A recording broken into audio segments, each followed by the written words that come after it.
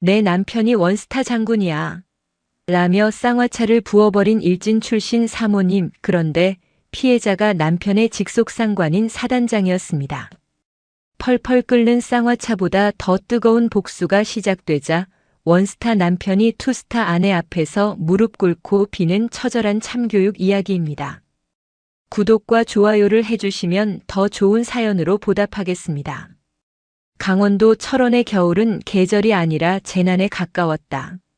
살을 애는 듯한 칼바람이 한탄강 줄기를 타고 올라와 철책선을 때리면 팽팽하게 당겨진 철조망이 비명처럼 윙윙거렸다. 영하 25도. 숨을 내뱉으면 코안의 점막이 순식간에 달라붙는 혹한의 땅. 대한민국 최전방 육군 제3보 병사단 100골부대의 GOP 일반 전방 초소는 거대한 냉동고나 다름없었다. 그 얼어붙은 세상 한가운데 지프차 한 대가 거친 엔진 소리를 토해내며 비포장 전술도로를 달리고 있었다.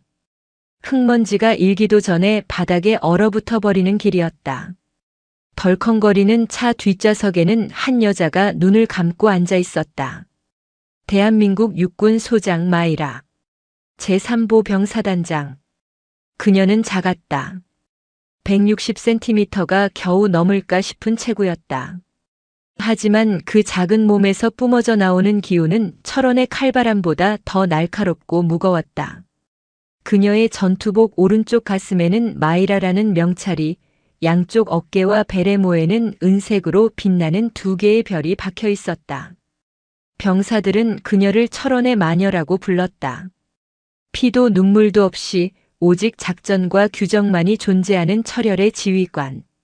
사단장님 15초소 도착 3분 전입니다. 전속 부관인 김대위가 백미러로 눈치를 살피며 보고했다. 마이라는 천천히 눈을 떴다. 쌍꺼풀 없이 긴 눈매, 굳게 담은 입술. 그 눈동자 안에는 수천 번의 밤을 지새운 야전 군인의 피로와 그럼에도 결코 무너지지 않는 안광이 서려 있었다. 난방 상태는 지침대로 영상 18도 유지 중입니다만 유류 보급 문제로 말단 소대장들이 아껴 쓴다는 보고가 있습니다. 당장 온수 보일러 풀가동하라고 해. 병사들 동상 걸리면 소대장, 중대장 줄줄이 영창 보낼 거니까. 기름 아끼다가 내 새끼들 발가락 자르게 생겼어? 기름 없으면 내 관용차 기름이라도 뽑아서 넣으라고 전해. 예, 알겠습니다. 마이라의 호통에 차 안의 공기가 팽팽해졌다. 그녀는 창밖을 바라보았다. 멀리 북쪽의 민둥산이 희끄무레하게 보였다. 30년 전 갈 곳 없어 헤매던 고아 소녀가 살기 위해 아니 죽지 못해 기어 들어왔던 곳이 바로 이 군데였다. 초소에 도착하자 얼어붙은 얼굴의 병사들이 우렁차게 경례 구호를 외쳤다. 100골. 마이라는 거수 경례를 받으며 그들의 눈을 하나하나 맞췄다. 10대 후반, 20대 초반의 앳된 얼굴들. 그녀는 장갑을 벗고 병사들의 빨갛게 튼 손을 맨손으로 잡았다. 그녀의 손은 거칠었고 따뜻했다. 밥은 맛있게 먹었습니다. 발은 이상 없습니다. 거짓말하면 죽는다. 양말 벗어봐. 사단장이 직접 이등병의 발을 검사하며 동상 연고를 발라주는 모습에 소초장은 사색이 되어 안절부절 못했다. 마이라는 그런 소초장을 매섭게 노려보았다. 병사들 발이 곧 전력이다. 이 발이 썩으면 내 진급길도 썩는 줄 알아. 순시를 마치고 다시 지프차에 올랐을 때 그녀의 주머니에서 낡은 개인 휴대전화가 짧게 진동했다. 업무용 보안폰이 아닌 아주 사적인 용도로만 쓰는 낡은 기계였다. 문자 한 통이 와 있었다. 발신 철원여고 총동창회 내용 제35회 졸업생 동창회 초대 일시 금주 토요일 오후 5시 장소 고석정 전통 찻집 화원 후원회장 육군 준장 사모님 천수련. 천수련. 그 이름을 보는 순간 마이라의 심장이 덜컥 내려앉았다. 30년의 세월이 흘렀어도 트라우마는 몸의 세포 하나하나에 각인되어 있었다. 천수련. 철원 지역 유지의 딸. 고등학교 3년 내내 마이라를 거지 냄새나는 년 기생충이라 부르며 짓밟았던 악마. 급식 반찬에 침을 뱉고 체육복을 커터칼로 난도질하고 한겨울에 찬물을 끼얹으며 킬킬대던 그 얼굴. 마이라의 손이 부들부들 떨렸다. 공포가 아니었다.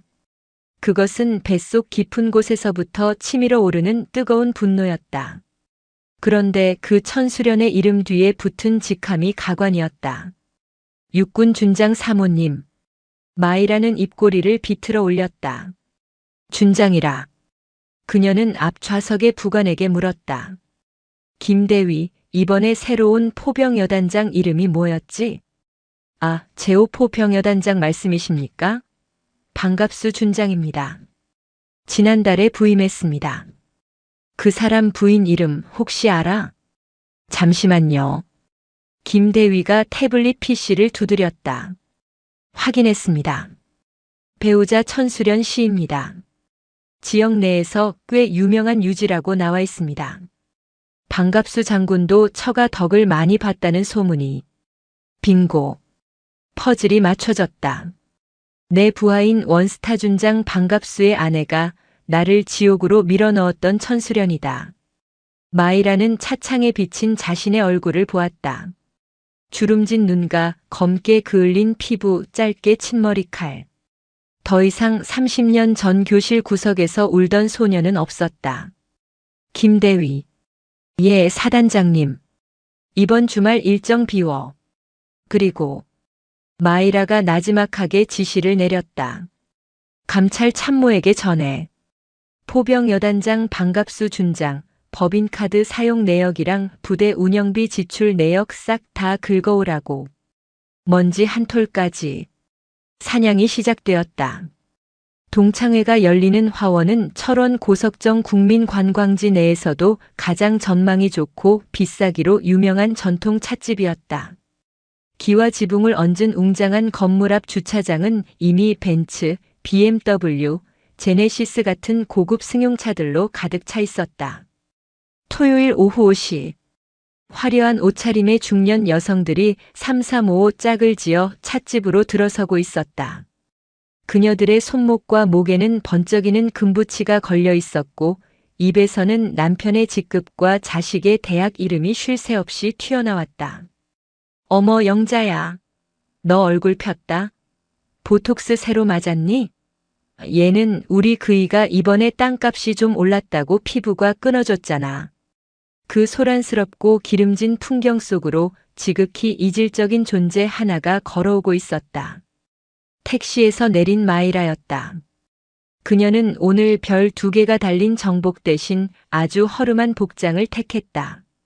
색이 발에 회색빛이 도는 낡은 등산용 패딩 점퍼, 무릎이 튀어나온 검은색 면바지, 그리고 동네 시장에서 10,000원 주고 샀을 법한 벙거지 모자. 누가 봐도 고된 노동에 시달리는 삶에 찌든 중년 여성의 모습이었다. 그녀는 일부러 관용차도 수행원도 대동하지 않았다.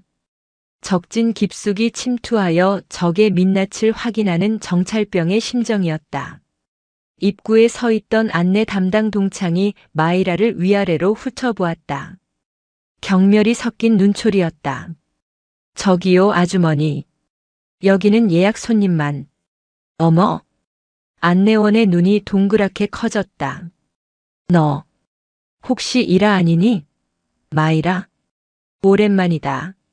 마이라의 목소리는 건조했다. 안내원은 잠시 멍하니 있다가 곧 입가에 비릿한 미소를 띄었다. 세상에 살아있었구나.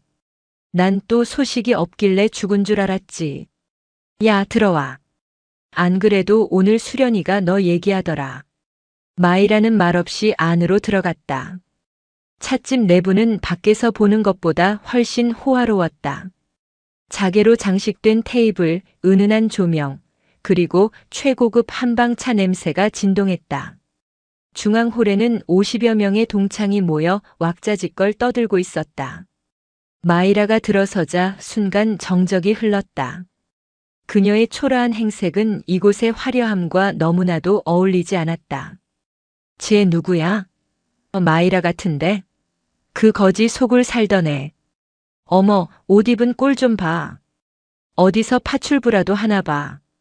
수군거림이 벌레떼처럼 귓가를 윙윙거렸다. 마이라는 고개를 숙인 채 가장 구석진 테이블에 자리를 잡았다. 아무도 그녀에게 다가오지 않았다. 마치 전염병 환자를 피하듯 그녀 주변에만 텅 빈 공간이 생겼다. 그때였다. 찻집 입구 쪽이 소란스러워지더니 문이 활짝 열리며 한 여자가 등장했다. 천수련이었다. 그녀는 마치 여왕처럼 걸어 들어왔다. 새빨간 캐시미어 코트에 밍크 목도리를 두르고 손에는 수천만 원을 호가하는 에르메스 가방을 들고 있었다. 짙은 화장으로 가렸지만 표독스러운 눈매는 30년 전과 변함이 없었다. 그녀의 뒤에는 시녀처럼 따르는 2명의 동창이 쇼핑백을 잔뜩 들고 있었다. 어머, 수련아. 사모님 오셨어? 오늘따라 더 예쁘다 얘. 동창들이 벌떼처럼 일어나 천수련에게 달려갔다. 천수련은 그 환대를 당연하다는 듯 즐기며 손을 흔들었다. 다들 왔니? 내가 좀 늦었지? 우리 그이가 부대 일 때문에 바빠서 챙겨주느라고. 아휴, 군인 마누라 노릇하기 정말 힘들다니까. 여단장 사모님이 쉬운 자리가 아니야. 천수련의 목소리는 다 들으라는 듯 컸다. 그녀는 중앙 상석에 앉아 다리를 꼬았다. 오늘 회비 걷지 마. 내가 쏜다. 우리 남편이 이번에 별 달았잖아. 내가 이 정도도 못 사겠니? 와, 역시 천수련. 멋지다. 충성. 우스꽝스러운 경례 신용을 하며 아부하는 동창들을 보며 구석에 앉은 마이라는 헛웃음을 삼켰다. 별. 그놈의 별 하나가 뭐라고 저렇게 유세를 떠는가. 그녀의 어깨에 박힌 2개의 별은 국가와 국민을 지키는 무거운 십자가였건만 저들에게 별은 그저 과시용 액세서리에 불과했다. 그때 천수련의 눈이 찻집을 한 바퀴 휘둘렀다. 그리고 구석에 처박혀 있는 칙칙한 회색 덩어리 마이라를 발견했다. 천수련의 눈이 먹이를 발견한 뱀처럼 번득였다. 어머, 저게 누구야? 또각또각. 천수련이 구두 굽소리를 요란하게 내며 마이라에게 다가왔다. 찻집 안의 시선이 일제히 2 사람에게 쏠렸다. 야, 마이라. 너 진짜 왔네? 천수련이 마이라의 테이블 앞에 멈춰 섰다. 그녀는 더러운 것을 보듯 코를 찡그리며 손부채질을 했다. 너 어디서 노가다라도 뛰다 왔니? 냄새나게 옷꼬라지가 이게 뭐야? 동창에 물 흐리게. 마이라는 천천히 고개를 들어 천수련을 바라보았다. 30년 만의 대면. 그녀의 눈빛은 흔들리지 않았다. 오히려 너무 고요해서 깊이를 알 수 없는 심연 같았다. 오랜만이다, 천수련. 여전하네. 뭐? 여전해? 천수련은 기가 찬 듯 콧방귀를 뀌었다. 너야말로 여전하구나.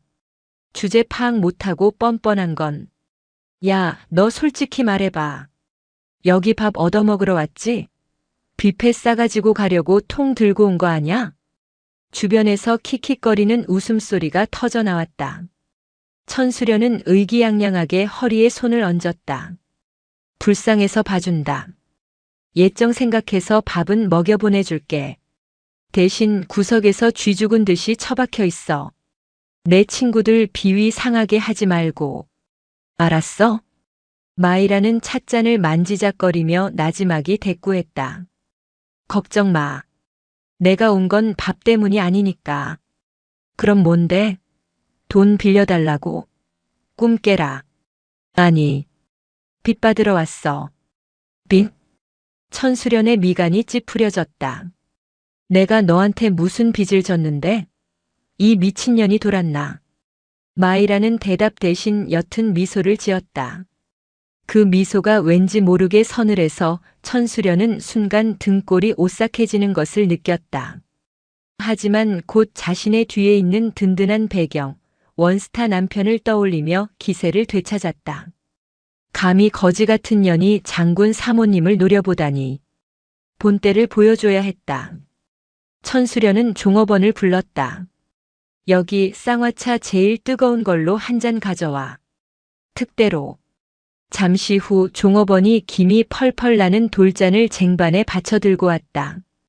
짙은 갈색 액체 위로 계란 노른자와 잣이 둥둥 떠 있었다.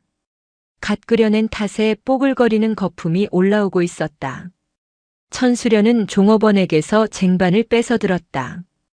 그리고 마이라의 코앞에 잔을 들이밀었다. 자, 옛다. 마셔라. 추운데 밖에서 떠느라 고생했잖아.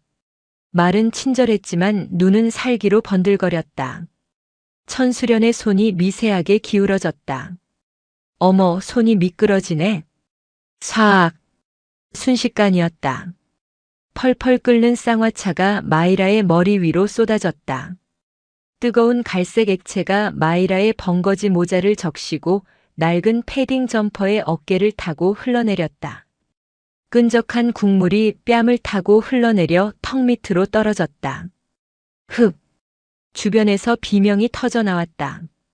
너무 놀라 입을 틀어막는 사람, 낄낄대며 휴대폰으로 영상을 찍는 사람. 반응은 제각각이었지만 누구 하나 말리는 사람은 없었다.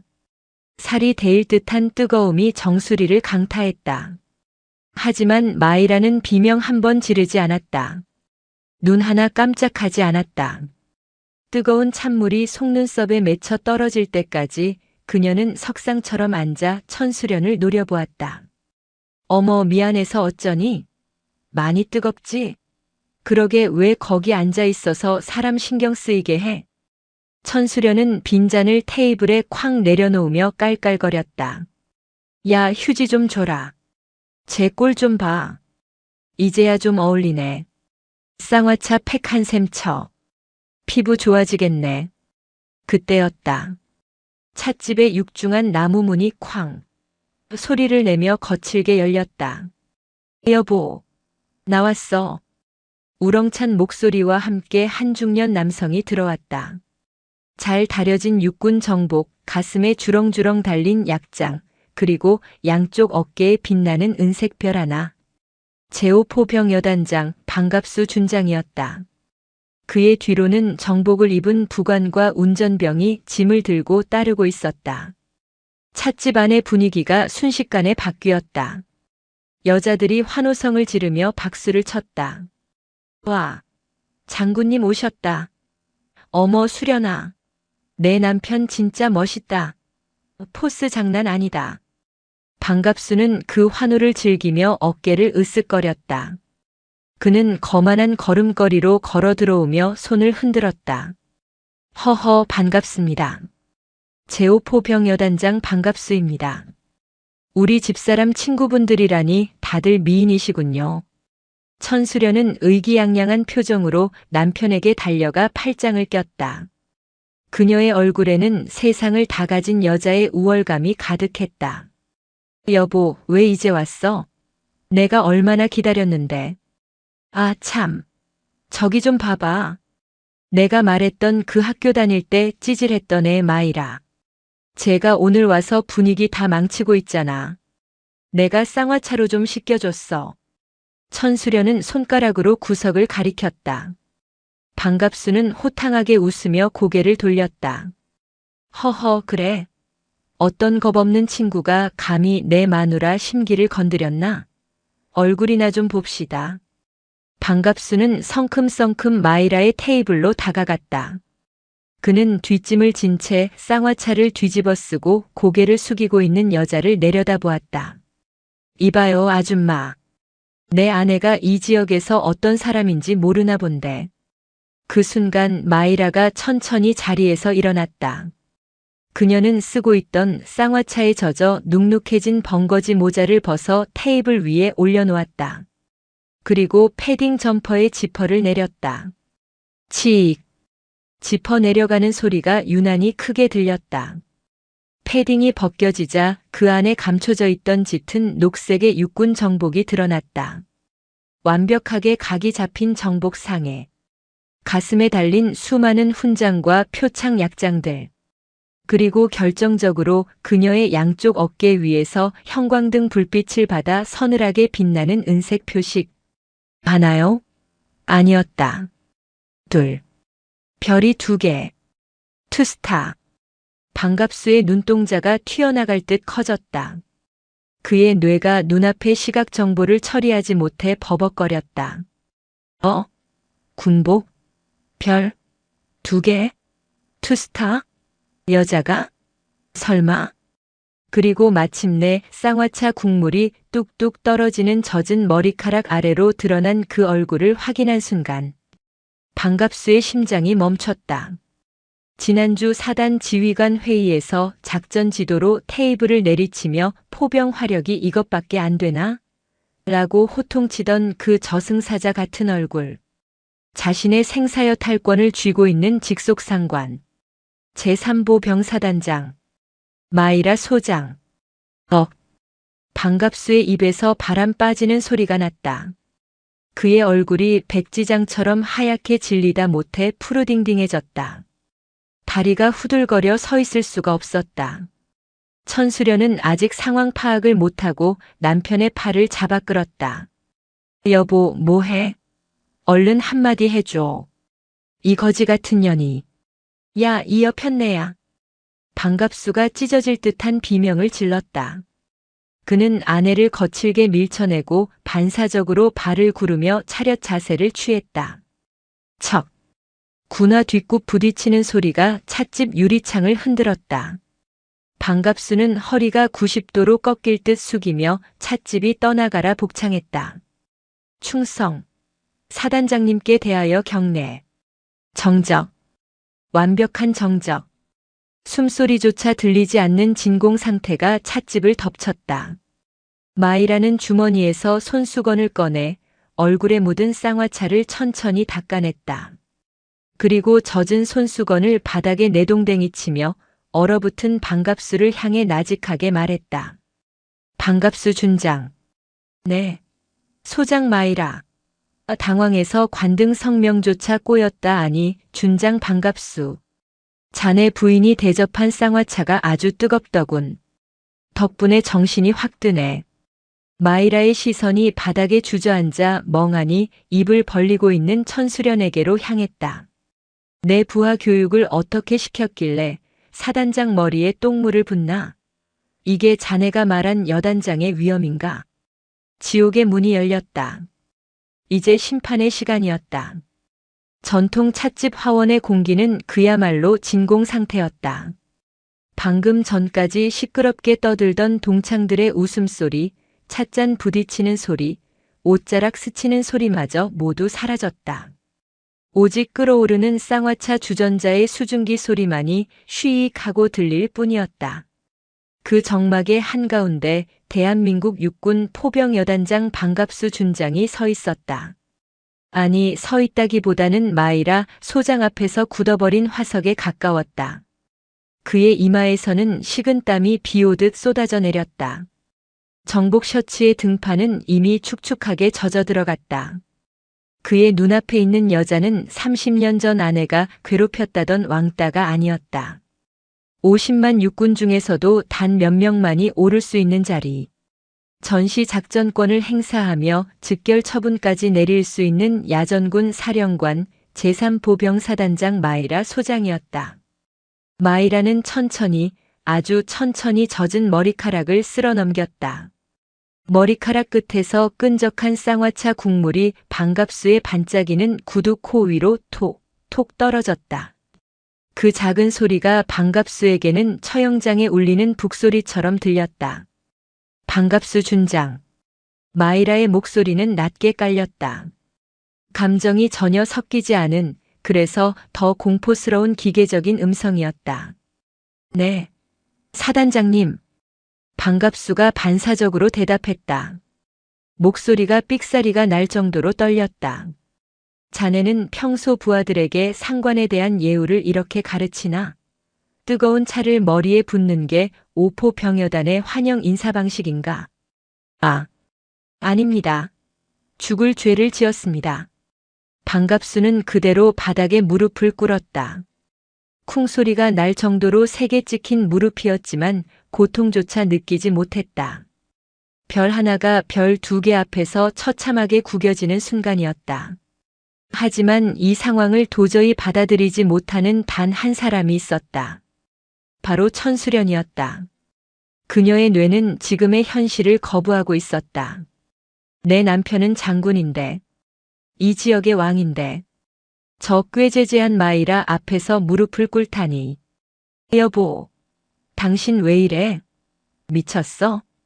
천수련이 악을 쓰며 남편의 어깨를 잡아 흔들었다. 일어나. 체면 구기게 뭐하는 짓이야.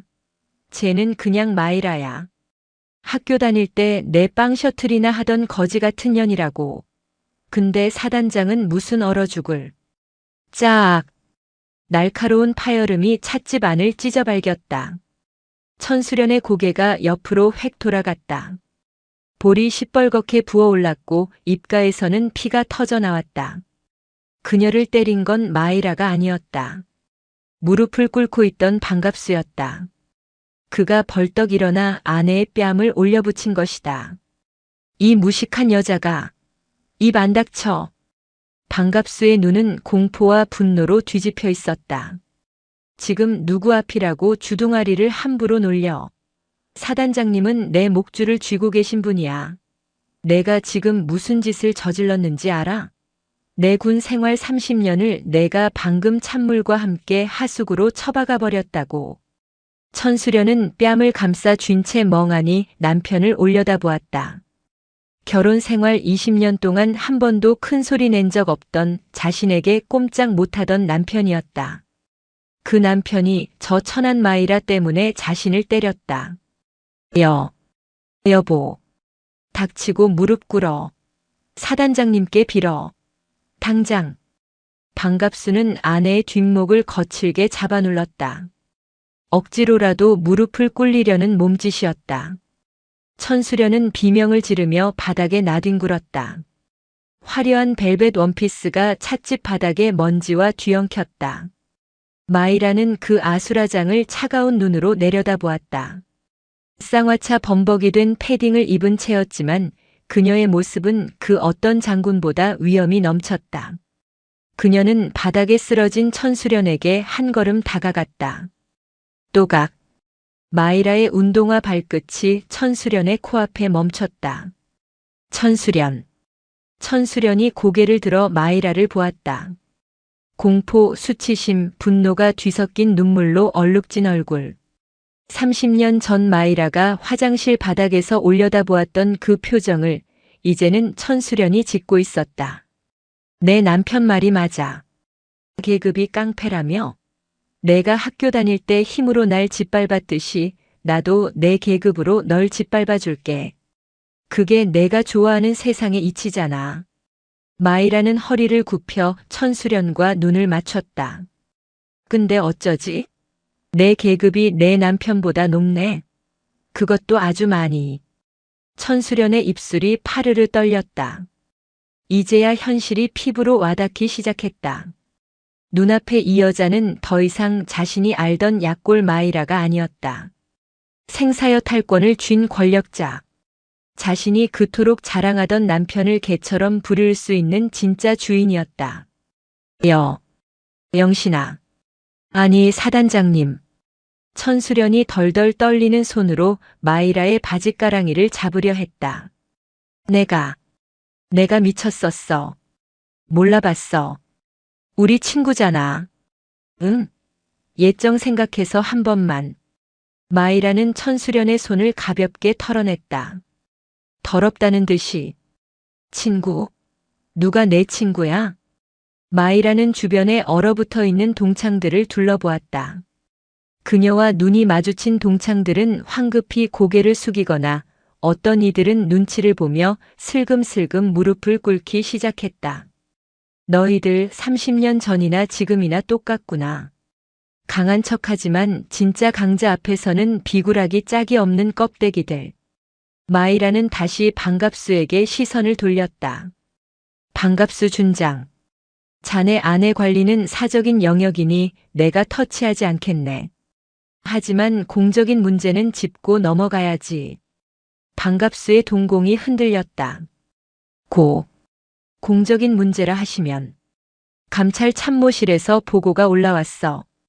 자네가 오늘 이동창회 비용, 그리고 사모님들께 돌릴 선물 비용, 전부 부대 복지 기금과 작전 활동비에서 횡령했다는 제보가 있던데. 사단장님, 오해입니다. 억울합니다. 억울해?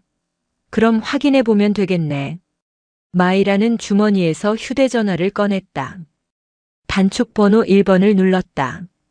통화 연결음이 한 번 울리기도 전에 상대방이 전화를 받았다. 헌병대장, 지금 병력 이끌고 고석정 화원으로 와. 긴급 체포 대상이 있다. 전화를 끊는 마이라의 손짓은 단호했다.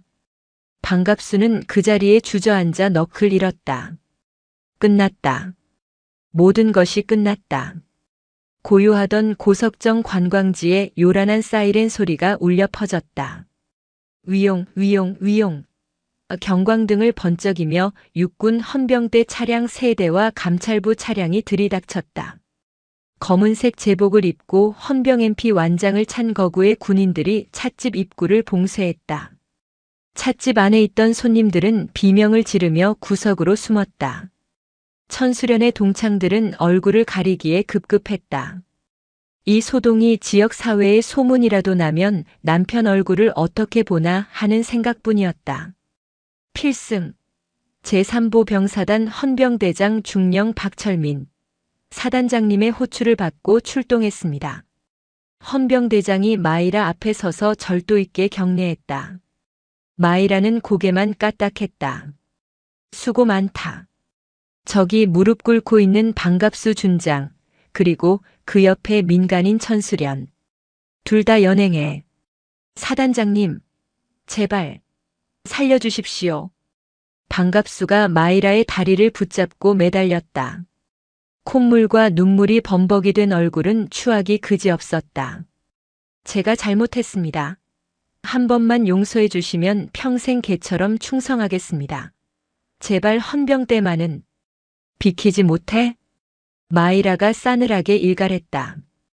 헌병들이 달려들어 반갑수의 양팔을 꺾어 제압했다. 이거나 내가 누군지 알아? 나 여단장이야. 원스타라고. 반갑수는 발악했지만 건장한 헌병들 앞에서는 무력했다. 그리고 헌병대장. 마이라가 차갑게 덧붙였다. 밖에 세워진 반갑수 준장의 관용차 그랜저. 트렁크 열어봐. 아주 재미있는 게 나올 거야. 헌병들이 반갑수의 검은색 관용차로 달려갔다. 반갑수는 사색이 되어 소리쳤다. 안 돼. 열지 마. 내 차야. 영장 있어? 영장 가져와. 하지만 군대에서 사단장의 명령은 곧 법이고 영장이었다. 헌병대장이 트렁크 버튼을 눌렀다. 툭 소리와 함께 트렁크가 천천히 열렸다. 그 안에 담긴 광경에 주변에 몰려나온 구경꾼들이 웅성거리기 시작했다. 사과 상자 5개, 그리고 고급 양주 박스 수십 개, 백화점 상품권 봉투 다발. 헌병대장이 사과 상자 하나를 뜯었다. 붉은 사과가 보여야 할 상자 안에는 5만 원권 현금 뭉치가 빼곡하게 채워져 있었다. 마이라는 그 광경을 보며 헛웃음을 지었다. 반갑수. 자네 간도 크군.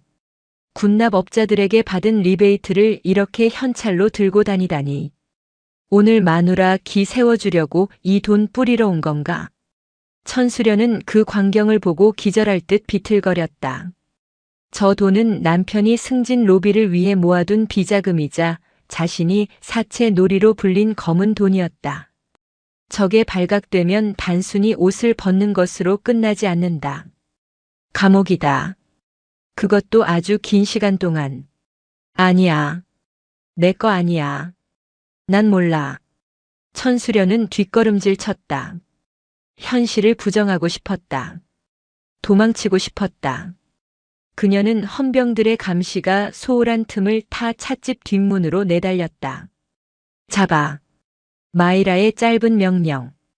여군 부사관 2명이 순식간에 천수련을 덮쳤다. 깍! 나! 놓으라고. 내가 누군지 알아? 나 장군 사모님이야. 너희들 다 영창 보내버릴 거야. 천수련은 머리를 산발한 채 악을 썼다. 하이힐 한 짝이 벗겨져 나뒹굴었고 명품 스타킹은 올이 나갔다. 30년 전 마이라의 머리채를 잡고 흔들던 그 손이 이제는 헌병의 수갑에 의해 뒤로 꺾였다. 천수련 씨, 군사시설보호법 위반 및 뇌물수수 공범 혐의로 긴급 체포합니다. 당신 남편이 횡령한 돈이 당신 계좌로 세탁된 정황이 포착됐습니다. 감찰 장교가 미란다 원칙을 고지했다. 말도 안 돼. 이건 꿈이야. 마영신, 너 인연. 내가 나한테 어떻게 이럴 수 있어? 천수련은 헌병차에 태워지는 순간까지 마이라를 향해 저주를 퍼부었다. 하지만 마이라는 그 모습을 끝까지 지켜보았다. 표정 하나 바꾸지 않고 차가운 겨울바람이 불어왔다. 마이라의 젖은 머리카락이 얼어붙어 뻣뻣해졌다. 하지만 그녀의 가슴 속에서는 30년 동안 응어리졌던 뜨거운 덩어리가 비로소 녹아내리고 있었다. 방갑수와 천수련이 연행된 후 철원 지역 사회는 발칵 뒤집혔다. 단순한 뇌물 사건이 아니었다. 천수련은 남편의 지위를 이용해 지역 군납권을 독점하고 그 과정에서 영세 상인들을 협박하여 고리대금업까지 하고 있었다는 사실이 드러났다. 마이라의 지시는 추상 같았다. 뿌리까지 뽑아.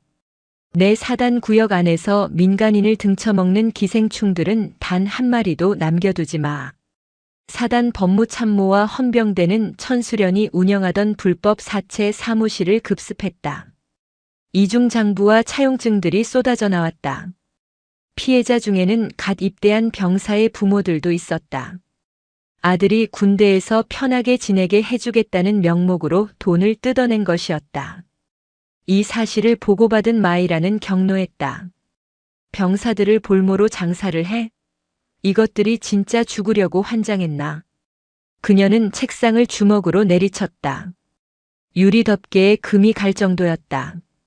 그녀에게 병사는 자식이었다. 자식을 건드린 자에게 자비란 없었다. 방갑수는 군 검찰로 이첩되어 구속 수사를 받게 되었고 천수련은 민간 검찰로 넘겨졌지만 군 관련 범죄가 엮여 있어 중형을 피할 수 없게 되었다. 그들이 쌓아 올린 화려한 모래성은 파도 한 번의 흔적도 없이 사라졌다. 모든 상황이 정리되고 새벽 2시가 되어서야 마이라는 관사로 돌아왔다. 텅 빈 관사. 정막만이 흐르는 공간. 그녀는 욕실로 들어갔다. 거울 속에 비친 자신의 모습을 보았다. 머리카락은 쌍화차 당분 때문에 뻣뻣하게 굳어 있었고 얼굴에는 얼룩덜룩한 갈색 자국이 남아 있었다. 냄새도 지독했다. 한약 냄새와 단내, 그리고 피로의 냄새. 마이라는 옷을 하나씩 벗었다. 쌍화차에 젖은 패딩, 얼룩진 정복상에 땀에 젖은 셔츠. 알몸이 된 그녀는 샤워기 아래 섰다. 쏴! 뜨거운 물줄기가 정수리로 쏟아졌다. 굳어있던 쌍화차 찌꺼기가 검은 물이 되어 발 아래로 흘러내렸다. 마이라는 수세미에 비누를 묻혀 몸을 문질렀다. 박박. 피부가 벌개질 때까지 문질렀다. 30년 전 천수련 패거리에게 흙탕물 세례를 받고 집에 돌아와 울면서 몸을 씻던 그날이 생각났다. 아무리 씻어도 지워지지 않는 것 같았던 더러움. 뼛속까지 스며든 것 같았던 패배감. 하지만 오늘은 달랐다. 검은 물이 씻겨 내려갈 때마다 가슴속에 박혀있던 돌덩이들도 하나둘 떨어져 나가는 기분이었다. 으흑. 참았던 울음이 터져 나왔다. 슬퍼서가 아니었다. 너무나도 오랫동안 외면해왔던 어린 날의 영신을 마주했기 때문이었다. 겁쟁이 영신이. 화장실에 숨어서 도시락을 먹던 영신이. 죽고 싶어서 한탄강 다리 위를 서성거렸던 영신이. 마이라는 샤워기 물줄기 아래서 쭈그리고 앉아 오열했다. 뜨거운 물과 눈물이 섞여 흘렀다. 그녀는 스스로의 어깨를 감싸 안았다. 작고 단단한 자신의 어깨를. 고생했다, 영신아. 정말 고생했어. 이제 됐어. 이제 다 끝났어. 한참을 그렇게 울고 난 후 마이라는 고개를 들었다. 거울 속에 비친 그녀의 눈은 충혈되어 있었지만 그 어느 때보다 맑고 깊었다. 도끼는 사라지고 그 자리에는 진정한 어른의 그리고 진정한 지휘관의 단단함이 채워져 있었다. 그녀는 욕실을 나왔다. 창밖에는 철원의 새벽 여명이 밝아오고 있었다. 밤새 몰아치던 눈보라도 멈췄다. 눈 덮인 연병장이 아침 햇살을 받아 하얗게 빛나고 있었다. 마이라는 새 정복을 꺼내 입었다. 다림질이 빳빳하게 잘 된 셔츠, 티끌 하나 없는 전투복, 그리고 다시금 빛나는 두 개의 별. 그녀는 베레모를 쓰고 현관문을 나섰다. 이제 복수는 끝났다. 하지만 군인으로서 그녀의 임무는 그리고 사단장으로서 지켜야 할 내 새끼들은 여전히 그곳에 있었다. 지프차의 시동 소리가 새벽 공기를 갈랐다. 마이라의 전쟁은 이제부터가 진짜 시작이었다. 방갑수 준장의 구속과 천수련의 몰락 이후 제3보병사단에는 기묘한 침묵이 감돌았다. 겉으로는 사단장의 서슬 퍼런 칼날 앞에 모두가 납작 엎드린 듯 했지만 물밑에서는 여전히 불온한 기류가 흐르고 있었다. 특히 방갑수가 지휘하던 제5포 병여단은 쑥대밭이었다. 지휘관이 횡령과 비리로 잡혀가자 그 밑에서 콩고물을 받아먹던 참모들은 줄줄이 옷을 벗거나 구직 해임되었다. 그러나 개 중에는 아직 살아남아 마이라를 음해하려는 세력이 있었다. 방갑수의 신복이었던 포병여단 작전참모 고석진 중령. 그는 육사 출신이라는 자부심 하나로 뭉친 엘리트주의자였지만 실상은 방갑수의 비자금을 관리해주며 진급을 보장받았던 전형적인 정치 장교였다. 야, 비육사 출신 여자가 사단장? 이건 육군의 수치야. 방 장군님이 억울하게 당하신 거라고.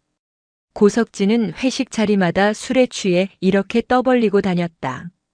그는 교묘하게 병사들 사이에서 마이라 사단장이 히스테리를 부려서 죄 없는 여단장을 잡아넣었다는 헛소문을 퍼뜨렸다. 심지어 곧 있을 대규모 전술 훈련을 앞두고 고의적인 태업을 계획하고 있었다. 탄약 불출을 지연시키고 통신 장비 점검을 허위로 보고하여 훈련 당일 사단장이 망신을 당하게 만들려는 속셈이었다. 여자 혼자서 대포를 알면 얼마나 알겠어? 훈련 때 포탄 한 발도 못 쏘게 만들어서 아주 개망신을 줘버려야지. 고석진은 킬킬거리며 부하들에게 은밀한 지시를 내렸다. 새벽 3시. 사단장 집무실의 불은 꺼지지 않았다. 마이라는 산더미처럼 쌓인 탄약 불출 계획서를 검토하고 있었다. 그녀의 눈매가 날카로워졌다. 숫자가 맞지 않았다. 제5포 병여단으로 가야 할 155mm 고폭탄 수량이 턱없이 부족했고 신관 불출 내역은 아예 누락되어 있었다. 단순한 실수가 아니었다. 이것은 명백한 항명이자 도발이었다. 마이라는 펜을 놓고 눈을 감았다. 20년 전 특전사 훈련 시절의 기억이 떠올랐다. 지옥주라 불리는 무박 7일 훈련. 잠을 재우지 않고 갯벌과 산악을 오가며 인간의 한계를 시험하던 그 시간. 그때도 그녀를 무시하는 남자 동기들이 있었다. 여자가 무슨 특전사냐, 집에 가서 애나 봐라. 그들은 마이라의 군장에 몰래 돌을 집어넣거나 식사 시간에 배급을 가로채기도 했다. 하지만 마이라는 울지 않았다. 따지지도 않았다. 그저 묵묵히 남들보다 2배 더 무거운 군장을 메고 가장 먼저 고지를 점령했다. 동기들이 탈진에 쓰러질 때 그녀는 악을 쓰며 일어났다. 그리고 결국 수료식 날 1등 상장을 거머쥐며 그들의 코를 납작하게 눌러주었다. 고석진 중령. 내가 방갑수 밑에서 아부나 떨 때 나는 빗물 섞인 주먹밥을 씹으며 작전 교범을 통째로 외웠다. 마이라는 자리에서 일어났다. 그녀는 비서실장에게 짧게 지시했다. 차 대기시켜. 오포 병여단으로 간다. 지금 당장. 새벽 4시 30분. 제5포 병여단 지휘 통제실은 평화로웠다. 당직 사관은 꾸벅꾸벅 졸고 있었고 상황병들은 잡담을 나누고 있었다. 그때 출입문이 부서질 듯 열리며 마이라가 들어닥쳤다. 전원 위치로. 사자후 같은 고함에 졸고 있던 당직 사관이 의자에서 굴러떨어졌다. 마이라는 지휘 통제실 중앙에 섰다. 그녀는 단상 위에 있는 마이크를 잡았다. 작전 참모 고석진 중령. 지금 당장 군장 싸서 연병장으로 튀어와라. 5분 준다. 1초라도 늦으면 탈영으로 간주하고 즉결 처분한다. 방송은 영내 전체에 울려 퍼졌다. 관사에서 자고 있던 고석진은 팬티 차림으로 허겁지겁 전투복을 꿰입고 뛰쳐나왔다. 연병장에는 이미 마이라가 팔짱을 낀 채 서 있었다. 고석진이 숨을 헐떡이며 도착했다. 사단장님, 새벽에 무슨 일이십니까? 마이라는 대답 대신 서류 뭉치를 고석진의 얼굴에 집어 던졌다. 종이들이 눈보라처럼 흩날렸다. 이게 뭔가? 탄약 불출 계획서입니다만. 155mm 고폭탄 무게가 얼마지? 네. 그게 대략 40kg. 정확히 41.86kg이다. 포병 장교라는 놈이 기본 재원도 몰라. 그리고 신관 없이 쇳덩어리만 날리면 적이 맞아 죽나? 돌 던지기 놀이 하려고 탄약 신청 안 했어? 그게 행정착오가 있어서. 착오? 내 눈에는 반역으로 보이는데? 마이라는 고석진의 멱살을 잡고 끌어당겼다. 작은 체구였지만 그녀의 악력은 쇠갈고리 같았다. 내 놈이 반갑수 믿고 뒤에서 내 욕하고 다니는 거 모를 줄 알았나? 훈련 망쳐서 나 물먹이려고? 꿈 깨라. 내 놈 머리 꼭대기에 내가 앉아있다. 마이라는 고석진을 바닥에 내동댕이 쳤다. 헌병대. 이 자식 당장 끌고 가서 조사해. 업무상 배임, 군용물 손괴, 그리고 상관 모욕죄. 털면 10년은 살 거다. 끌려가는 고석진의 비명소리가 새벽 공기를 갈랐다. 이를 지켜보던 포병여단 장병들은 숨소리조차 내지 못했다. 썩은 살은 도련해졌다. 이제 남은 것은 그 자리에 새 살을 돋게 하는 일뿐이었다. 마침내 군단급 전술 훈련 평가의 날이 밝았다. 이 훈련은 사단장의 지휘 능력과 부대의 전투력을 검증하는 1년 중 가장 중요한 행사였다. 특히 반갑수의 비리로 사기가 바닥을 친 제5포 병여단이 제 몫을 해낼 수 있을지가 관건이었다. 훈련장인 다락대 사격장은 긴장감으로 가득 찼다. 수십 문의 K9 자주포가 거대한 포신을 하늘로 치켜들고 도열해 있었다. 하지만 병사들의 눈빛은 흐릿했고 간부들은 우왕좌왕했다. 지휘관의 공백은 컸다. 평가관들이 혀를 차며 점수표를 깎으려던 찰나 흙먼지를 일으키며 지프차 한 대가 포진지 한가운데로 돌진했다. 마이라였다. 그녀는 차에서 뛰어내리자마자 흙바닥을 성큼성큼 걸어 포대장대 위에게 다가갔다. 포대장. 지금 병사들 눈빛이 그게 뭐야? 전쟁 졌어? 죄송합니다. 훈련 준비가 미흡해서. 비켜. 마이라는 포대장을 밀어내고 직접 지휘용 마이크를 잡았다. 그녀의 목소리가 헬멧에 달린 무전기를 타고 전 포대원의 귀에 꽂혔다. 전 포대 주목. 사단장이다. 잡음 섞인 무전기 너머로 들려오는 목소리는 차분했지만 서늘한 살기가 담겨 있었다. 너희들 상관이 썩었다고 너희들까지 썩은 건 아니다. 반갑수는 같지만 너희는 대한민국 육군 최강의 백골 포병이다. 오늘 너희가 쏘는 포탄 한 발 한 발이 너희의 명예를 증명할 것이다. 마이라는 지휘 장갑차 위로 올라갔다. 내가 직접 사격 재원을 하달한다. 좌표 불러주는 대로 입력해. 단 1m의 오차도 용납 안 한다. 사단장이 직접 사격 통제를 한다니. 전례 없는 일이었다. 병사들의 눈빛이 달라지기 시작했다. 흐리멍덩하던 눈에 도끼가 서렸다. 좌표 하나, 둘, 셋, 넷. 고각 45도 장약 5호. 마이라의 입에서 복잡한 사격 재원이 쉴 새 없이 쏟아져 나왔다. 그녀는 지도를 보지 않았다. 이미 철원 일대의 지형지물과 사격 재원을 머릿속에 완벽하게 암기하고 있었다. 인간 컴퓨터나 다름없었다. 전포대 준비. 수십 문의 자주포 포신이 일제히 움직였다. 유압장치가 돌아가는 웅웅 소리가 웅장한 화음을 만들어냈다. 효력사. 스아. 쾅. 대지가 뒤집히는 듯한 굉음. 수십 발의 포탄이 동시에 포구를 떠났다. 포신 끝에서 뿜어져 나온 화염이 훈련장의 하늘을 붉게 물들였다. 엄청난 후폭풍이 흙먼지를 일으키며 사방을 뒤덮었다. 슈우구. 포탄이 공기를 찢으며 날아가는 소리가 들렸다.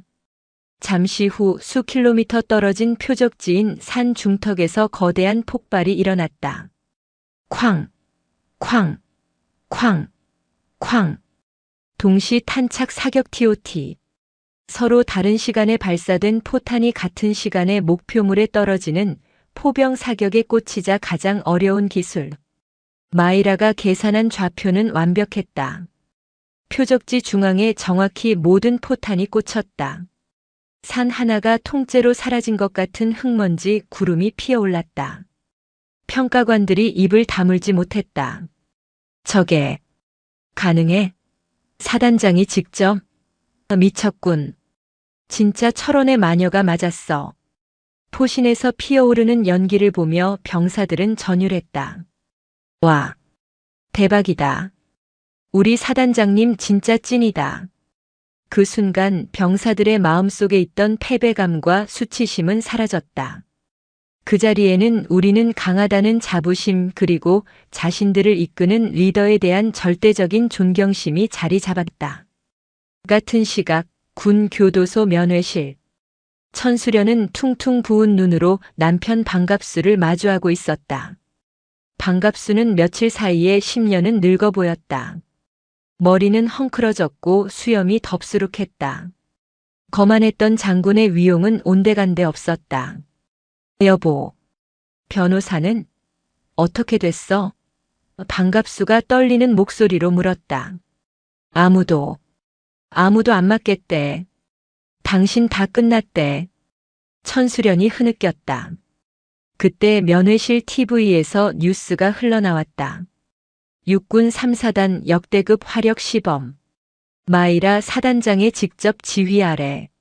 화면 속에서 마이라는 포연이 자욱한 훈련장 한가운데 서 있었다. 흑투성이가 된 얼굴이었지만 그녀의 눈빛은 화면을 뚫고 나올 듯 강렬했다. 그리고 그 뒤로 환호하는 수천 명의 병사들. 방갑수는 멍하니 화면을 바라보았다. 그는 알았다. 자신이 평생 흉내만 냈던 진짜 군인의 모습이 저기 있다는 것을. 아부와 정치질로 얻은 별과 실력과 피땀으로 얻은 별의 무게 차이가 얼마나 큰지를. 천수련도 화면 속의 마이라를 보았다. 30년 전 자신이 짓밟았던 그 작고 약한 아이. 하지만 지금 화면 속의 여자는 거인이었다. 감히 자신이 쳐다볼 수도 없는, 범접할 수 없는 태양 같은 존재. 우리가 건드리지 말아야 할 사람을 건드렸어. 천수련은 바닥에 주저앉아 오열했다. 후회는 언제나 늦은 법이었다. 훈련이 성공적으로 끝나고 계절은 봄으로 바뀌고 있었다. 철원 평야에도 아지랑이가 피어올랐다. 마이라에 대한 지역 사회의 평가는 180도 바뀌었다. 피도 눈물도 없는 마녀에서 철원의 수호자로. 천수련 일당이 붕괴되면서 지역 상권은 활기를 되찾았다. 마이라는 횡령된 자금을 환수하여 병사들의 복지시설을 확충하는 데 썼을 뿐만 아니라 대민 지원을 대폭 강화했다. 주말이면 마이라는 정복 대신 작업복을 입고 무너진 비닐하우스를 세우거나 독거노인들의 집을 고쳐주러 다녔다. 어느 날 한 할머니가 밭에서 캔 감자를 쪄서 마이라에게 가져왔다. 그녀는 천수련에게 사기를 당해 집을 잃을 뻔했던 피해자였다. 사단장님, 이거 잡숴봐. 뜨거울 때 먹어야 맞나? 할머니의 거친 손이 마이라의 손을 잡았다. 고맙습니다, 할머니. 잘 먹겠습니다. 마이라는 뜨거운 감자를 호호 불어가며 베어 물었다. 입안 가득 퍼지는 구수한 맛. 그것은 쌍화차의 쓴맛과는 비교할 수 없는 사람 냄새나는 따뜻함이었다. 마이라는 처음으로 마음의 평화를 느꼈다. 복수는 끝났고 부대는 강해졌으며 사람들은 그녀를 믿었다. 이제 전역할 때까지 이렇게 명예롭게 군 생활을 마무리하면 된다고 생각했다. 하지만 운명은 그녀에게 안락함을 허락하지 않았다. 늦은 밤 사단 정보처 상황실. 레이더 모니터를 감시하던 부사관의 눈이 가늘어졌다. DMZ 비무장지대 중부 전선 백골부대 관할 구역인 18소초 전방에서 미세한 열상 신호가 포착되었다. 뭐지? 고라니인가? 보통 야생동물이라면 불규칙하게 움직여야 했다. 하지만 화면 속의 점들은 일정한 간격을 유지하며 은밀하고 신속하게 남쪽으로 이동하고 있었다. 하나, 둘, 셋. 10개가 넘었다. 부사관은 즉시 상황 장교에게 보고했다. 중위님, 지피 전방 감시 초소 전방 1km 지점 미상 물체 다수 포착. 움직임이 심상치 않습니다. 같은 시각 북한군 통신을 감청하던 정보부대에서도 긴급 타전이 들어왔다. 평소와 다른 암호 체계가 사용되고 있었다. 해독된 내용은 단 한 단어. 폭풍. 관사에서 잠을 청하던 마이라의 머리맡에 비상 전화기가 울렸다. 붉은색 램프가 미친 듯이 깜빡이고 있었다. 마이라는 눈을 뜨자마자 수화기를 들었다. 통신 보안. 사단장이다. 충성. 정보 참모입니다. 현재 시각 3시 10분부로 백골 OP 전방에서 적 특수작전군으로 추정되는 병력의 침투 징후가 포착되었습니다. 단순 귀순이나 도발 수준이 아닙니다. 규모가 중대급 이상입니다. 마이라의 눈동자가 차갑게 식었다.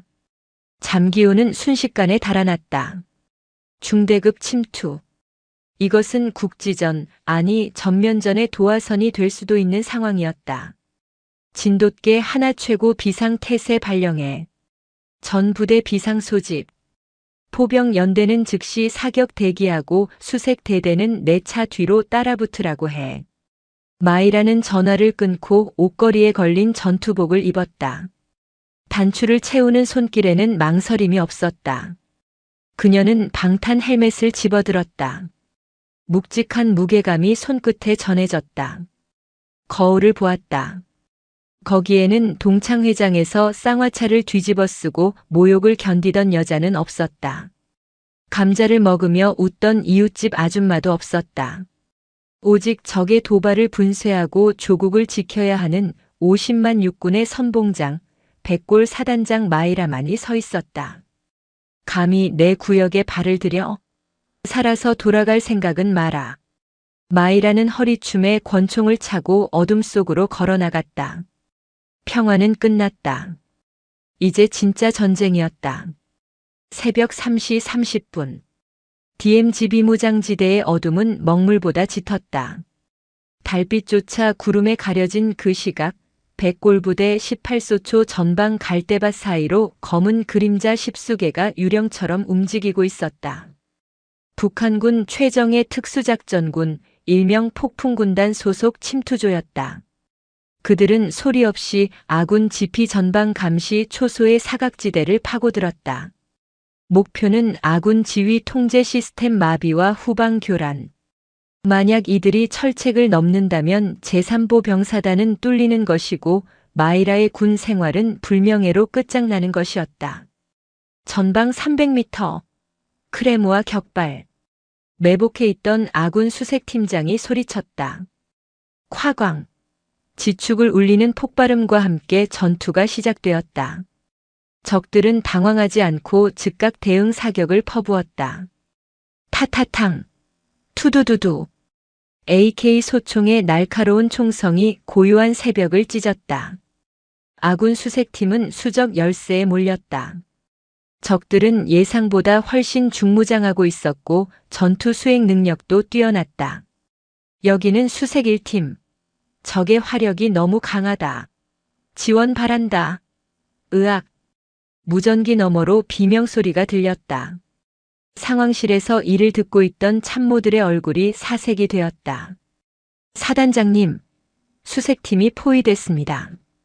지금 구출 병력을 보내기엔 시간이. 참모장이 다급하게 외쳤다. 그러나 마이라의 눈빛은 흔들리지 않았다. 그녀는 상황판을 뚫어지게 응시하며 마이크를 잡았다.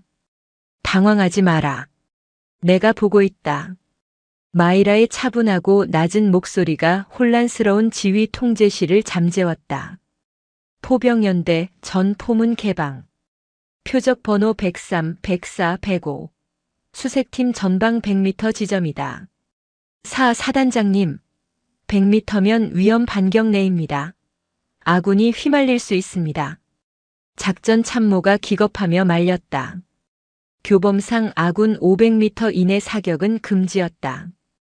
자칫하면 아군 머리 위로 포탄이 떨어질 수 있는 거리였다. 마이라는 고개를 돌려 참모를 쏘아보았다. 내 새끼들 실력을 못 믿나? 내가 훈련시킨 백골 포병이다. 오차는 없다. 쓰아. 마이라의 결단에 포병연대 상황실로 좌표가 하달되었다. 지난번 훈련 때 마이라가 직접 사격 지휘를 했던 그 병사들이었다. 그들은 망설이지 않았다. 사단장이 믿어준다는 사실 하나만으로 공포는 사라졌다. 효력사. 발사. 철원의 밤하늘이 찢어졌다. 수십 발의 조명탄이 먼저 터지며 전장을 대낮처럼 밝혔다. 드러난 적들의 위치 위로 155mm 고폭탄이 소나기처럼 쏟아졌다. 쾅! 쾅! 정확했다. 아군 수색팀 코앞, 불과 100m 앞의 적 진지가 불바다가 되었다. 흙기둥이 치솟고 적들의 비명소리가 폭음에 묻혔다. 이른바 진내 사격에 가까운 초근접 지원 사격. 마이라의 대담한 배짱과 병사들의 정밀한 기술이 만들어낸 기적이었다. 지금이다. 수색대대 본대 진입. 잔적을 소탕하고 아군을 구출해. 마이라가 직접 헬멧을 쓰고 지프차에 올랐다. 사단장님, 어디 가십니까? 위험합니다. 내 부하들이 피 흘리고 있다. 지휘관이 벙커에 숨어 있을 순 없어. 현장으로 간다. 현장은 아수라장이었다. 포격에서 살아남은 적들이 최후의 발악을 하고 있었다. 마이라는 호위 병력과 함께 전선 가까이 접근했다. 그때 무너진 참호 구석에서 웅크리고 있는 병사 하나가 보였다. 총을 쏘지도 못하고 귀를 막은 채 벌벌 떨고 있는 어린 이등병. 얼굴은 공포로 하얗게 질려 있었고 바지에는 오줌을 지린 자국이 선명했다. 마이라는 그 병사를 보는 순간 30년 전 흙탕물 속에서 떨던 자신의 모습을 겹쳐보았다. 무섭겠지. 도망치고 싶겠지. 나도 그랬으니까. 적탄이 머리 위로 스쳐 지나가는 상황. 마이라는 주저없이 참호 속으로 뛰어들었다. 그리고 떨고 있는 이등병의 멱살을 잡아 일으켜 세웠다. 정신 차려. 이등병이 흐리멍덩한 눈으로 마이라를 보았다. 사단장님, 너는 약하지 않다. 내가 입고 있는 그 군복, 내가 들고 있는 그 총. 대한민국이 너에게 부여한 힘이다. 숨지 마라. 내 뒤에는 내가 있다. 마이라는 자신의 권총을 뽑아들고 참호 위로 고개를 내미는 적병을 향해 방아쇠를 당겼다. 탕. 적병이 쓰러졌다. 봐라. 별거 아니다. 싸워라. 내 전우를 지켜. 사단장이 그 높은 투스타가 자신을 위해 총을 쏘고 있다. 이등병의 눈에 생기가 돌기 시작했다. 그는 떨리는 손으로 소총을 고쳐 잡았다. 그리고 악을 쓰며 방아쇠를 당겼다. 으아아. 그날 새벽 백골 부대는 단 한 명의 사망자도 없이 적 침투조를 전멸시켰다. 떠오르는 아침 해를 등지고 마이라는 흑투성이가 된 병사들의 어깨를 하나하나 두드려 주었다. 그녀의 전투복에도 흙과 화약 냄새가 배어 있었다. 그것은 세상 어떤 향수보다 향기로운 승리의 냄새였다. 철원 대침투 작전의 완벽한 승리는 뉴스 일면을 장식했다. 마이라 소장 최전방을 지켜낸 철의 여인. 위기의 순간 빛난 리더십, 병사들과 함께 참호를 구르다. 국민들은 열광했다. 비육사, 여성, 흑수저 출신의 장군이 보여준 진짜 군인의 모습에 찬사가 쏟아졌다.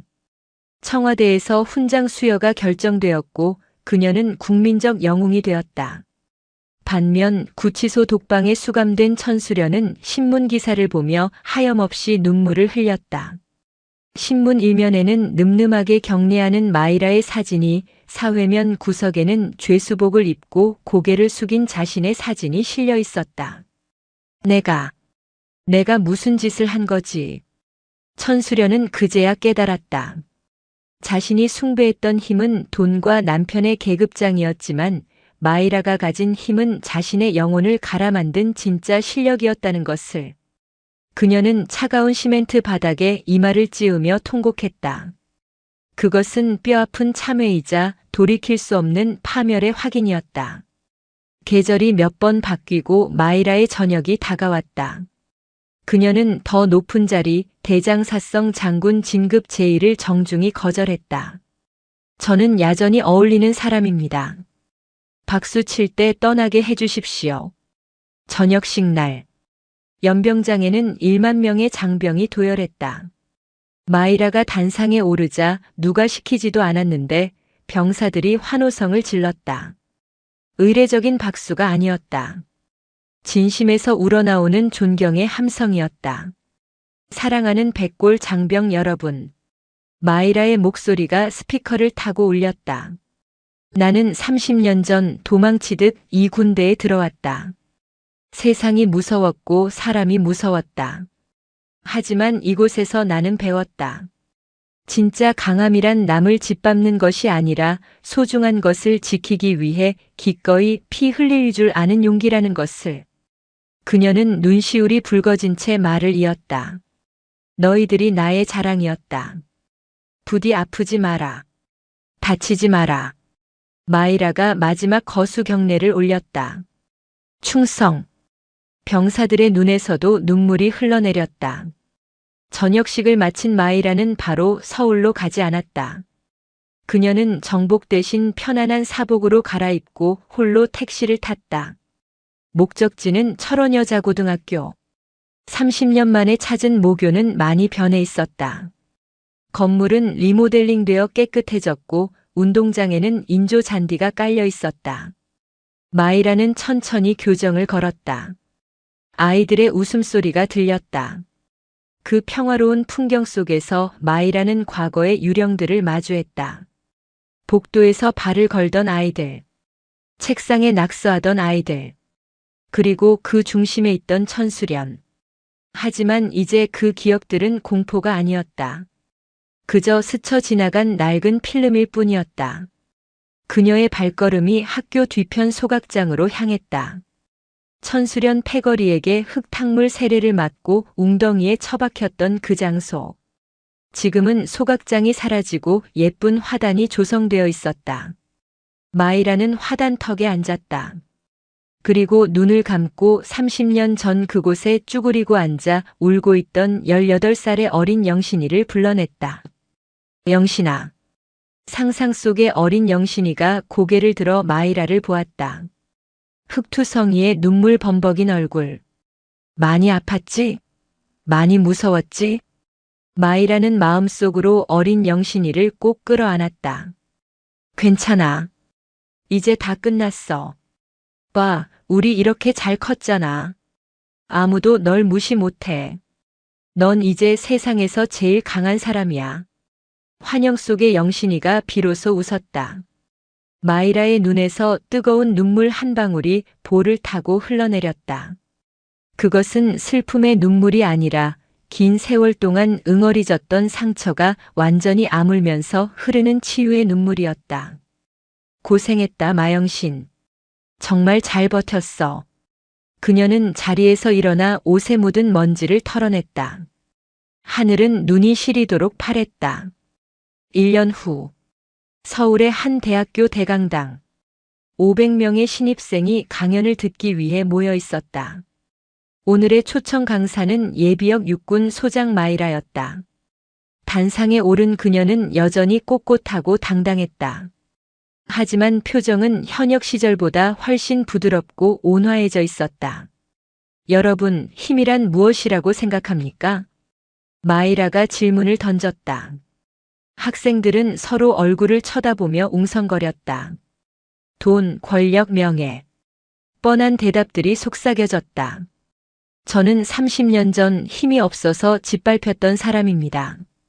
그래서 힘을 갖고 싶어서 군인이 되었습니다. 처음에는 나를 괴롭힌 사람들에게 복수하고 싶어서 악을 썼습니다. 좌중이 조용해졌다. 하지만 별을 달고 수만 명의 부하를 지휘하면서 깨달았습니다. 내가 가진 계급장, 내가 가진 권력. 이것들을 나를 위해 휘두르는 순간 나는 내가 그토록 경멸했던 괴물이 된다는 것을요. 마이라는 객석 어딘가를 응시했다. 마치 그곳에 천수련이 앉아 있는 것처럼. 진정한 힘은 칼을 쥐는 손의 악력이 아니라 그 칼을 거두고 약자의 손을 잡아주는 따뜻함에 있습니다. 여러분이 앞으로 사회에 나가 어떤 자리에 오르든 부디 그 힘을 과시가 아닌 헌신에 써주십시오. 강연이 끝나고 우레와 같은 박수가 쏟아졌다. 강연장을 나서는데 한 여학생이 쭈뼛거리며 마이라에게 다가왔다. 체구가 작고 안경을 쓴 어딘가 주눅 들어 보이는 학생이었다. 장군님. 네, 학생. 저도 학교 다닐 때 왕따였어요. 죽고 싶을 만큼 힘들었는데. 장군님 이야기 듣고 용기를 얻었어요. 저도 장군님처럼 강해질 수 있을까요? 마이라는 학생의 손을 잡았다. 30년 전 자신이 그토록 잡고 싶었던 누군가의 손. 이제는 자신이 그 손을 내밀어 줄 수 있었다. 물론이지. 너는 이미 강해. 여기까지 버티고 살아남았잖아. 그게 강하다는 증거야. 마이라는 주머니에서 자신이 아끼던 만년필을 꺼내 학생의 손에 쥐어주었다. 고개 숙이지 마. 세상 누구도 너를 함부로 대하게 두지 마. 내 인생의 사령관은 바로 너니까. 학생의 눈에서 눈물이 그렁그렁 맺혔다. 마이라는 환하게 웃어 보였다. 다시 찾은 철원. 마이라는 민간인 신분으로 안보 관광지를 찾았다. 철책선 너머로 북한 땅이 보였다. 살벌했던 전장의 긴장감 대신 봄 기운이 완연했다. 녹슨 철책선 사이로 연분홍색 철쭉이 흐드러지게 피어 있었다. 겨울의 혹한을 견뎌내고 차가운 쇠창살을 감싸 안으며 피어난 꽃. 마이라는 그 꽃을 보며 생각했다. 자신의 인생도 저 철쭉 같았다고. 차가운 흙탕물 속에서 얼어붙은 훈련장에서 죽을 것 같은 고통을 견뎌내고 피워낸 꽃. 천수련과 반갑수는 그 꽃을 꺾으려 했지만 결국 스스로의 가시에 찔려 무너졌다. 하지만 마이라는 살아남았다. 그리고 꽃씨를 퍼뜨렸다. 자신이 구해준 이등병 강연장에서 만난 여학생, 그리고 그녀를 보고 꿈을 키울 수많은 약자들의 가슴 속에 이제 정말 봄이구나. 마이라는 철책선 너머로 불어오는 따뜻한 바람을 맞으며 깊게 숨을 들이마셨다. 어디선가 군가 소리가 들려오는 듯 했다. 하지만 그것은 이제 전쟁의 노래가 아니라 희망의 찬가였다. 그녀는 뒤를 돌아보았다. 그녀가 걸어온 길 위로 햇살이 눈부시게 쏟아지고 있었다. 백골의 전설은 끝났지만 마이라라는 인간의 이야기는 이제부터 다시 시작이었다. 오늘도 인생지의 말씀을 잘 들어주셔서 감사합니다.